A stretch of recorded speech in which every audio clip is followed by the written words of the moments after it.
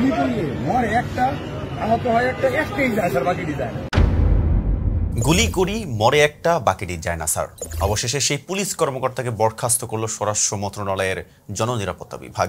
বুধবার মন্ত্রণালয়টির সিনিয়র সচিব নাসিমুল গনি স্বাক্ষরিত প্রজ্ঞাপনে তথ্য জানানো হয়।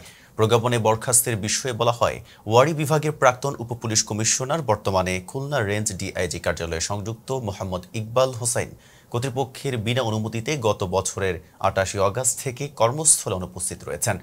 সরকারি কর্মচারী বিধিমালা অনুযায়ী পলায়নের শামিল এবং বিধি অনুসারে শাস্তিযোগ্য অপরাধে অভিযুক্ত হওয়ায় যেদিন থেকে অনুপস্থিত সেই তারিখ হতে মোহাম্মদ ইকবাল হোসেনকে সাময়িক বরখাস্ত করা হলো। সাময়িক বরখাস্তকালীন সময়ে তিনি খোরপোশ ভাতা পাবেন।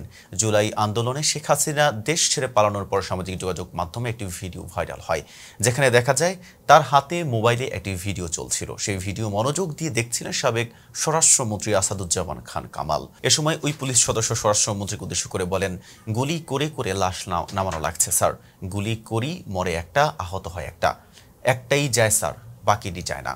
এটা হলো স্যার সবচেয়ে বড় আতঙ্কের এবং দুশ্চিন্তার বিষয়। এদিকে বিনা অনুমতিতে কর্মস্থলে অনুপস্থিত থাকায় এমন প্রায় ২৫ জন পুলিশ কর্মকর্তাকে এ পর্যন্ত সাময়িক বরখাস্ত করেছে সরকার।